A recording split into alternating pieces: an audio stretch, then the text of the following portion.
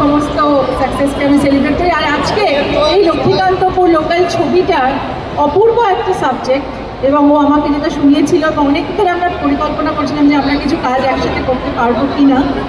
তো তারপর আমি যখন এই সাবজেক্টটা শুনলাম তখন আমার খুব ভালো লাগলো, কারণ আমি এই ধরনের কাজ, যে কাজগুলো মানুষের মনকে নাড়া দেবে বা মানুষের মনের ভেতরে ছুঁয়ে যাবে, এরকম কিছু কাজ আমি করতে চাই, যেটা আমার মনে হয় লক্ষ্মীকান্তপুর লোকাল সেই সমাদরটা করবে।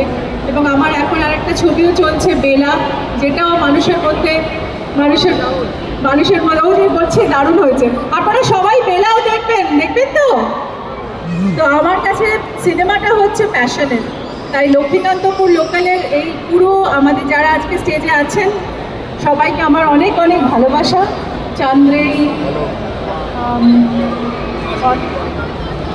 সবাই অভিনয় করছে, কৌশিকদা, সঙ্গীতা এই ছবির প্রযোজকও বটে, ইন্দ্রনীল সেনগুপ্তও আছে, ও আসতে পারেনি আজকে, কিন্তু সবাই মিলে আমরা সবাইকে সেলিব্রেট করব। এবং প্রসেনজিৎ চ্যাটার্জি যে কথাটা বললেন যে বাংলা সিনেমা বা সিনেমাকে কেউ উদ্বুদ্ধ করতে পারবে না, আমি প্রথমেই বলেছিলাম দর্শকরাই আমাদের ভগবান। আর আমার জন্মদিনের দিন এটা রিলিজ হচ্ছে এই ছবিটা, তাই আপনাদের শুভেচ্ছা এবং আশীর্বাদ নিয়ে আমরা পথ চলব। Thank you.